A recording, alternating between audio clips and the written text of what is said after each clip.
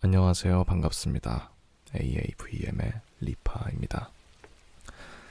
네, 오늘도 이 책 어때의 두 번째 시간으로 여러분을 찾아뵙게 되었습니다. 오늘 소개해드릴 책은요, 나이토 요시히토 작가의 만만하게 보이지 않는 대화법입니다. 요즘 도서계의 최대 화두는 힐링과 위로, 처세, 그리고 언어 습관이 아닐까 싶습니다. 여러분들은 어떻게 생각하시나요? 서점에 들어서면 가장 잘 보이는 곳에 방금 말씀드린 부류의 책들이 정말 한가득 있는 것 같은데요. 여러 가지 언어 습관 책들 중에서 눈길을 확 잡아당기는 제목의 책이 있어서 골라봤습니다. 바로 만만하게 보이지 않는 대화법입니다. 저는 싫은 소리를 잘 못하는 타입인데요. 이제서는 조금씩 해보려고 하지만 20몇 년을 그렇게 살아왔다 보니까 역시 어렵습니다. 싫은 소리를 못한다는 거는 곧 자기 주장을 확실하게 펼치지 못한다는 말이 되기도 하겠죠. 이렇게 물렁물렁하게 살다 보니까 혹시 내가 만만하게 보이는 건 아닐까? 나는 다툼을 만들고 싶지 않아서 그냥 그저 겸손하게 보이고 싶어서 그렇게 말했던 것뿐인데 오히려 이게 나를 약한 사람으로 보이게끔 만드는 건 아닐까? 이런 고민을 해보신 분들이라면 한 번쯤 이 책 읽어보실만 할 것 같습니다. 나이토 요시히토 작가의 만만하게 보이지 않는 대화법이라는 책이고요. 출판사는 홍익출판사, 가격은 13,800원입니다. 표지부터 한번 살펴보겠습니다. 일단 노란 색깔의 책 디자인이고요. 굉장히 나 여기 있어 라고 하는 듯한, 책장 어디에 꽂혀 있어도 한 번에 보일 것 같은 그런 디자인이네요. 만만하게 보이지 않는 대화법, 함부로 무시당하는 말투는 따로 있다 라고 적혀 있습니다. 인생이 편해지고 내가 당당해진다. 흥분하지 않고도 단숨에 상대를 제압하는 47가지 심리기술. 책의 뒤쪽에는요, 상처받았다면 무심코라도 웃지 마라. 필요한 말을 센스 있게 하는 대화법으로 일과 관계를 성공으로 이끄는 자존감 업 심리학이라고 적혀 있습니다. 차례 한번 살펴볼까요? 네, 책은 크게 총 6장으로 나뉘어져 있는데요. 상위 1%의 사람으로 보이면 인생이 편해진다. 시선을 끄는 사람의 말투는 따로 있다. 이야기는 전달되지 않으면 의미가 없다. 자신이 없을 때 이것을 어필하라. 모든 관계는 말의 게임이다. 나의 사전에 노코멘트는 없다. 네, 이렇게 큼직큼직한 제목들만 보셔도 아시겠지만 딱히 만만하게 보이지 않는 방법 정도에서만 머무는 게 아니라요. 전반적으로 이상적인 대화의 방식을 이끄는 방법 같은 여러 가지 화술법에 대한 설명이 적혀 있습니다. 대화를 할 때 우리가 흔하게 범하게 되는 실수, 아니면은 대화를 더 수월하게 진행해 나갈 수 있는 방법 등등등, 대부분 일상에서 쉽게 겪을 수 있는 상황들에 대한 예시들이 잘 표현되어 있는 책입니다. 다 읽으면서 좀 흥미롭게 읽었던 부분들을 여러분들께 짤막하게 소개해 드릴까 합니다. 첫 번째는요, 대화 중에 절대로 하지 말아야 하는 말들입니다. 대화를 할 때 절대 사용해서는 안 되는 표현들이 있다. 그것은 과 그리고 인 것 같아서와 같은 표현들이다. 조금 신중한 인상을 주겠다고 생각해서 일부러 천천히 말하며 중간에 그런 표현을 곁들이는 경우도 있지만, 이는 기본적으로 머뭇거리고 자신이 없다는 인상을 주기 때문에 만만해 보이기 쉽다. 펜실베이니아 주립대학의 브린다 러셀 심리학과 교수는 신입사원 지원자들이 취업 면접장에서 말하는 내용을 녹음하여 90명의 학생들에게 들려주었다. 이때 테이프는 3개로 나누었다. 첫 번째 테이프, 면접관과 3분 동안 대화하면서 또는 하는 감탄사를 15차례 넣어서 말한 것. 저는 취직을 하면 대학에서 배운 것을 잘 살려서 최선을 다해 일하고 싶습니다. 두 번째 테이프. 같은 내용으로 인 것 같아서를 15차례 넣어서 말한 것. 취직을 하면 대학에서 배운 것을 살릴 수 있을 것 같아서 최선을 다해 일하고 싶습니다. 세 번째 테이프. 그런 말을 첨가하지 않고 깔끔하게 전달한 것. 저는 대학에서 배운 것을 살려서 최선을 다해 일하고 싶습니다. 테이프를 전부 들은 후에 학생들에게 당신이 기업의 인사 담당자라면 어떤 사람을 채용하시겠습니까? 라고 질문하자 세 번째 테이프가 가장 호의적인 평가를 받았고 첫 번째 테이프와 두 번째 테이프는 거부감을 느꼈다는 등의 나쁜 평가를 받았다. 한마디로 면접장에서 그런 표현을 남발하는 것은 자책골을 넣은 것만큼이나 위험하다는 것이다. 그런데 버릇처럼 이런 말투를 남용하는 사람들이 의외로 많다. 어떤 말을 시작하면서 또는 문장과 문장 사이에 머뭇거리는 표현을 넣으며 듣는 사람을 초조하게 만드는 것이다. 굳이 취업 면접장이 아니더라도 사회생활을 하면서 이런 읊조림이 입 밖으로 나올 것 같다면 차라리 입을 다무는 것이 정답이라 하겠다. 그러니 주위 사람들로부터 이런 습관이 있다고 지적을 받으면 이라는 말은 절대 꺼내지 않도록 훈련하는 것이 좋다. 예를 들어 제 취미는 말이죠. 독서입니다. 라는 내용을 전할 때 의 부분에서는 소리를 삼키면서 제 취미는 말이죠. 독서입니다. 라고 말해보라. 문장 곳곳에 소리가 사라져버리지만 그 편이 오히려 상대에게 독특한 위압감을 줄 수 있다. 이런 언어 습관은 무의식적인 것이라 고치기 쉽지 않지만 스마트폰 녹음 기능 등을 통해 시간 날 때마다 연습한다면 한결 나아지고 자기 나름의 멋진 대화 테크닉을 익힐 수도 있을 것이다. 라는 내용이었습니다. 저도 방금도 했네요. 네, 저도 이렇게 어떤 말을 할 때 아니면 이런 말을 좀 많이 해요. 안 친한 사이일수록 더 그런 것 같아요. 친한 사이면은 딱히 생각하면서 내뱉는 말들보다 좀 무의식적으로 내뱉는 말이 많은데 어느 정도 격식을 차려야 한다든지 아니면 잘 모르는 사이인 사람을 만난다든지 뭐 이러면은 생각을 아무래도 평소보다 더 많이 하지 않습니까? 그래서 저도 이런 말을 자주 했던 것 같은데 이게 또 오히려 생각해보니까 신중하다는 느낌보다는 마이너스가 될 수도 있겠다 이런 생각이 들더라고요. 그 다음부터는 안 하고 있습니다. 네. 이런 식으로 일상적으로 많이 사용할 수 있을 만한 대화 테크닉들이 많이 적혀 있습니다. 다음으로 또 인상 깊게 읽었던 것들 들려드리겠습니다. 나를 돋보이게 연출하는 가장 빠른 방법. 오드리 헵번 주연의 영화 마이 페어 레이디에서는 언어학자인 헨리 히긴스 교수가 거리에서 꽃을 팔던 불황자 여인 일라이자 도리틀에게 언어 교습을 하는 내용이 나온다. 하층 계급의 사람을 세련된 귀부인으로 변모시킬 수 있는가를 친구와 내기한 것인데 그녀가 상류층의 말씨와 제스처, 억양을 익히기까지는 상당한 우여곡절이 펼쳐진다. 영화가 보여주듯 같은 영어를 쓰는 사람들이라도 상류 사회와 하층 계급에 속하는 사람들의 영어는 서로 다르다. 같은 상황을 표현하는 말이라도 말씨나 단어가 다르게 사용되는 것이다.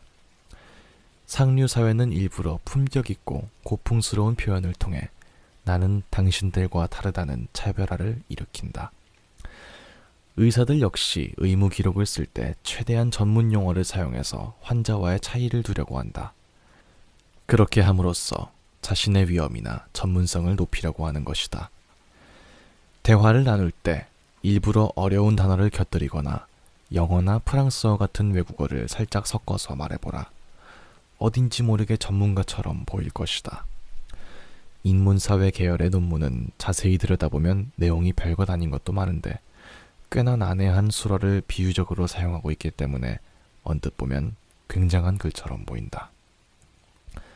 대학교 때 한 교수님은 예를 들어 머릿속에서 생각한 것, 이 표현을 내면적 표현, 세상의 룰, 이 표현을 사회적 규범, 위처럼 간단한 말을 어렵게 바꿔 말하곤 했다.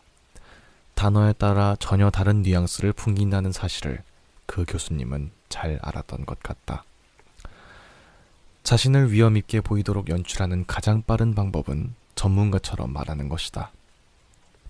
펜실베이니아 대학 심리학과 교수 아치 우드사이드 박사는 이렇게 말했다.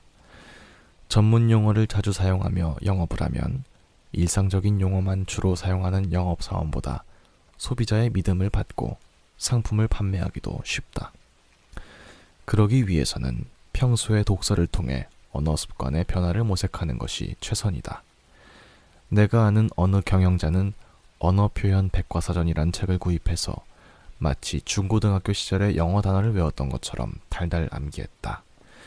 그렇게 시작된 습관은 얼마 안 가 그를 고급스러운 언어 표현의 장인으로 만들었다.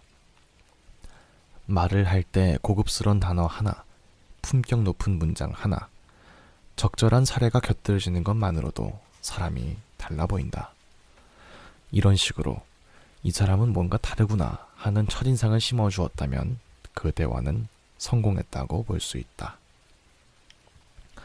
라는 내용이었습니다. 그렇다고 해서 일상적인 대화를 하는데 불어나 영어 같은 좀 과도하게만 있으면 좀 재수없어 보이긴 하겠지만 어떤 그 전문가로서의 어떤 느낌을 줄 수 있는 용어를 쓴다면 충분히 상대방에게 신뢰를 줄 수 있는 좋은 역할을 하기도 하겠죠. 이것도 굉장히 또 쓸모있는 기술이 아닌가 싶습니다. 다음으로요. 타인이 모르는 지식 한두 개가 큰 힘이 된다. 대화를 나누면서 다른 사람을 압도하려면 머리가 좋아야 한다. 따라서 저 사람은 능력자야 라는 인정을 받기 위해서는 수시로 자신의 탁월함을 과시할 필요가 있다. 이렇게 말하면 독자 여러분 중에는 나는 그러지 못한데 하며 금방 열등감에 빠지는 사람도 있을지 모른다. 하지만 여기서 말하는 탁월함이란 지능지수가 아니고 대화의 요령과 교묘한 기술에 관한 것으로 학창시절의 성적과는 아무 관계가 없으니 안심하기 바란다. 머리가 좋음을 어필하는 방법은 간단하다. 바로 상대가 전혀 모르는 지식 몇 가지를 가지고 있으면 된다. 그것을 대화의 주제나 세상 돌아가는 이야기와 접목하는 테크닉만 발휘하면 끝이다. 혹시 자팍 지식이라도 괜찮은가요? 라고 묻는 독자가 있을 것이다. 물론 괜찮다. 다만 상대방이 절대로 모를 것이라고 생각되는 내용이어야 한다. 타인에게 얕보이지 않기 위해서는 어딘가에서 들은 적이 있는 것 같은데? 라는 생각되는 내용이 가장 좋지 않다. 여러분이 화제로 삼을 주제는 상대방이 잘 모르는 미지의 이야기여야만 한다는 것. 그 점만 주의해준다면 어떤 테마라도 좋다. 예를 들어 요즘 젊은이들 사이에 유행에 관한 얘기가 나오면 슬쩍 요즘 번지고 있는 성형 열풍에 관한 이야기로 방향을 바꾸어 이렇게 말할 수 있다. 미용을 목적으로 하는 성형수술이 성행하게 된 것은 제1차 세계대전이 계기라고 합니다. 전투에서 심하게 부상당한 병사들의 상처를 최대한 가려주기 위해 시작된 것이랍니다. 사람은 자기가 모르는 사실을 알고 있는 사람에게 자연스럽게 머리를 숙이게 되니 이 정도면 딱 좋다. 이런 식의 스피치는 조금만 연구하면 얼마든지 분야를 구할 수 있다. 탐험과 발견에 관한 역사 이야기, 곤충들의 세계에 관한 이야기, 오지 여행에 관한 이야기 등 무엇이라도 다 쓸모가 있으니 최대한 관심 분야를 넓혀보길 바란다. 영국의 철학자 프랜시스 베이컨은 아는 것이 힘이라고 했는데 사람들이 별로 알지 못하는 지식을 가지고 있으면 그것만으로도 대화에서 주도권을 손에 넣게 된다. 역사상 최초의 달력을 만든 사람은 로마의 군인이자 정치가인 줄리어스 시저입니다. 와인이라면 흔히 프랑스산이 최고라고 알려져 있지만 가성비 최고의 와인은 이외에도 이런 식으로 상대방에게 낯선 지식을 대화의 흐름에 맞춰 끼워 넣으면 그는 흥미로운 이야기에 자연스럽게 귀를 기울이게 되고 당신을 상식 능력자로 높이 평가하게 된다. 미국의 심리학자 로버트 프릭에 의하면 상대방이 모르는 잡학 지식이야말로 상대방에게 흥미로운 이야기가 된다고 한다. 문제는 설익은 지식을 함부로 남발했다가 상대를 잘못 만나 혼나는 경우다. 줄리우스 시저 얘기를 했는데 상대가 때마침 세계사에 강한 사람이면 쉽게 바닥이 탄로가 나고, 와인 전문가 앞에서 가성비 최고의 와인을 운운했다가 아마추어 중에 아마추어라는 게 들통나면 곤란해진다. 아무리 잡학이라고 하더라도 그 분야에 대한 지식의 세계에 몇 걸음 더 들어가는 성의를 보이자. 잘하면 그 방면의 진짜 전문가 수준이 될 수도 있고, 그러면 효과는 더욱 크니 일석이조다 라는 내용이었습니다. 요즘 이제 이런 대화에 관련된 것이 사회적으로 굉장히 크게 그 중요성이 부각되고 있잖아요. 그러다 보니까 아이스 브레이킹이라는 표현이 좀 많이 쓰이게 되는 것 같아요. 처음 만나는 상대방에게 이런 침묵을 깰 수 있는 간단한 대화죠. 가벼운 대화. 이런데 또 이런 잡학이 또 큰 역할을 하지 않나 싶습니다. 그런데 이게 우리나라는 유달리 잡학에 큰 관심을 많이들 가지잖아요. 예를 들면 뭐 유튜브라든지 이런 데만 봐도 아 그렇구나 하는 새로운 지식들이 많이 있죠. 그렇기 때문에 이게 상대방이 진짜 알지 못하는 분야를 찾기가 쉽지 않지 않을까 하는 생각이 들기는 합니다. 뭐 다른 것들만 봐도 서점에만 가도 그런 잡학, 재미있는 잡학 같은 것을 다루는 책이 많다 보니까 이건 조금 주의할 필요가 있겠는데요. 상대방이 전혀 모르는 분야를 찾기가 쉽지 않지 않을까 하는 생각이 조금 들긴 합니다. 네, 마지막으로요. 절대로 의견을 바꾸지 않는 사람 대처법. 궁금한데요. 미국 작가 밥 콩클리는 베스트셀러 매력적인 개성의 힘에서 사람은 누구라도 쉽게 자기 의견을 바꾸려고 하지 않고 타인에 의해 바뀌게 되는 것은 더욱 원치 않는다고 썼다. 세상에는 절대로 자신의 신념이나 의지를 꺾지 않는 완고한 사람들이 많다. 만약 그런 사람과 대화를 나누게 되었다면 이런 사람이구나 생각하며 그의 의견을 바꾸려는 무모한 시도는 하지 않는 편이 바람직하다. 그렇지 않으면 서로 화를 돋구는 결과로 이어질 뿐이다. 미국의 작가이자 인간관계 컨설턴트인 마이크 레이블링은 타인을 바꾸려고 시도하는 것보다 차라리 자신을 바꾸는 게 편하다며 이렇게 말했다. 상대방의 의견을 바꾸는 것은 엄청난 수고가 필요하지만 자기 자신을 바꾸는 것이라면 지금 바로 실행할 수 있을 정도로 수월하다. 게다가 내 쪽에서 먼저 굽히고 들어가면 신기하게도 상대방이 굽혀주는 일이 많다. 가령 상담을 위한 대화에서 제가 졌습니다. 제가 뜻을 굽히겠습니다. 라고 말을 꺼내면 상대방도 손바닥 뒤집듯이 태도를 바꾸어 저야말로 너무 고집을 피웠습니다. 제가 뜻을 접겠습니다. 라고 타협해주는 경우가 적지 않다. 이길 수 없는 논의에서는 재빨리 물러나는 게 앞일을 전망하기가 쉬워진다. 나 같은 경우 아내와 언쟁을 할 때마다 재빨리 항복을 한다. 젊었을 때는 내 의견을 열심히 이해시키려고 했지만 아무리 노력해도 아내가 의견을 바꾸지 않아 결국 나만 피곤하다는 것을 알게 되었다. 그래서 요즘에는 아내가 말하는 대로 따른다. 인생에는 이길 필요가 없는 상황이 반드시 찾아온다. 무리해서 이긴다고 해도 만신창이가 되어 상처를 받고 만다면 처음부터 상처를 적게 받을 방법을 선택하는 전략, 즉 내가 먼저 지는 것을 선택하는 편이 좋다 라고 써 있었습니다. 네, 특히 마지막 부분은 많은 분들이 공감하실 것 같아요.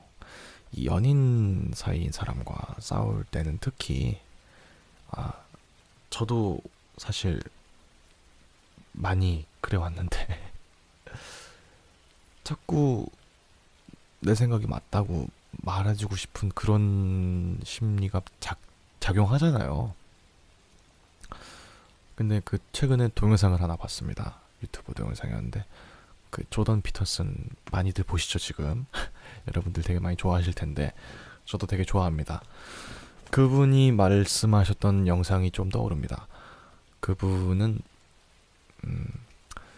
이성 친구, 현재 교제를 하고 있는 사이인 사람과 말다툼을 해서 이기는 거는 아무런 이유가 없는 게 결국 자신의 편이잖아요. 내가 이 사람을 이긴다고 한들 승자와 패자가 나뉘는 게 아니라 패자인 거예요. 그 효과가 본인에게 다시 돌아오기 때문에 싸워서 이겨서 다시는 안 볼 사람이면 상관없지만 싸워서 이겨도 계속 내 편인 사람이니까 싸울 필요가 없지 않겠냐, 뭐 이런 내용의 동영상이었는데 지금 생각해보니까 정말 맞는 말인 것 같더라고요. 근데 참 쉽지가 않죠. 왜 이렇게 어려운지 인정하고 넘어가는 게. 그렇죠. 네, 우선은 이렇게 제가 인상 깊게 읽었던 에피소드 4가지를 읽어드렸고요. 이 4가지를 포함해서 총 47가지의 에피소드랑 6개의 짧은 칼럼으로 책이 이루어져 있습니다. 아까 말씀드렸듯이 흔히 일상에서 벌어질 수 있는 예시를 통해서 알기 쉽게 적혀있기 때문에 읽기가 많이 수월하더라고요. 페이지 자체는 작가의 맺은 말까지 총 215쪽으로 이루어져 있는데요. 그리 얇은 책이 아니었음에도 읽는데 별로 오래 걸리지 않았습니다. 그만큼 이해하기 어렵지 않고 술술술술 익힌다는 점도 이 책의 장점이라고 할 수 있겠죠. 단점이라고 부를 만한 점 같진 않은데요. 읽으면서 나름 아쉬운 부분도 있었습니다. 첫 번째로는 작가분이 일본 분이시거든요. 그래서 그런 건지는 잘 모르겠는데 한국이랑 일본이 분명히 문화적인 차이가 적긴 해도 그 차이가 존재하긴 하잖아요. 읽는 내용들이 대다수 공감되는 내용들이었지만 이상적으로 보지 않고 냉정하게 봤을 때 이게 현실 세계에서 가능할까 하는 부분이 좀 존재했습니다. 이를테면 이런 건데요. 잘 모르는 것을 들키지 않는 한마디라는 점에서 상대방에게 모르는 것이나 확실하지 않은 것을 질문할 때 상대방이 정말 당신은 아무것도 모르는군요 라고 자신을 낮잡아 보이는 말투로 말하면 모르는 것이 아니라 다만 들어보고 싶었을 뿐인데요 라고 대답하라고 하는 대목이 있는데요. 현실적으로 이렇게 대답할 수 있을까 하는 생각이 들더라고요. 뭐 이건 좀 생각의 차이이기 때문에 뭐 여러분들은 또 다를 수 있겠지만 저라면은 한국 사회 어떤 계급 사회 회사 같은 곳 이런 곳에서는 그렇게 말하기가 쉽지 않을 것 같습니다.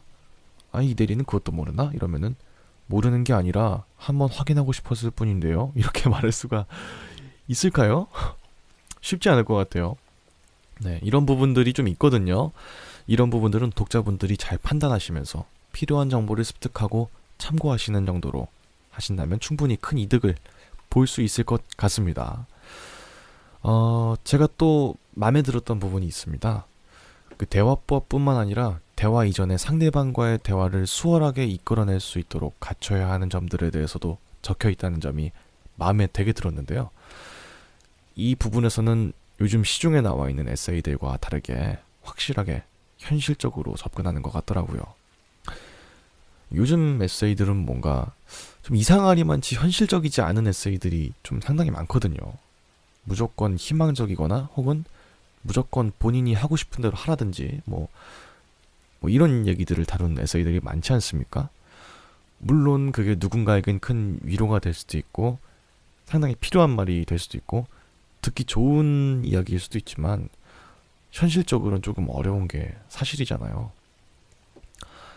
이 책에서는 근데 이런 부분에 있어서 상당히 현실적입니다. 상대방에게 결국 어떻게 보이느냐가 중요하다. 뭐 매너가 좋으면 모든 일이 잘 풀린다. 뭐 자연스럽게 멋있게 보이는 말투 몇 가지 등등등. 뭐 이런 것들을 책에서 다루는데 좀 굉장히 좀 현실적인 어떤 컨설팅을 받은 듯한 느낌을 받았다고 할까요? 에세이 같은 경우에는 좀 무조건적인 희망을 준다든지 괜찮아요. 있는 모습 그대로 상대방에게 보여줘도 괜찮습니다. 여러분은 여러분대로 굉장히 멋진 사람이에요. 라고 말해주지만 아직까지 현실은 그렇게 이상적이지 않잖아요. 인사 담당자라든지 그런 분들이 있는 모습 그대로를 좋아해 주시는 경우도 분명히 있겠지만 사회에서 어느 정도 원하는 상을 기대하는 분들이 아직까지는 훨씬 많단 말이에요.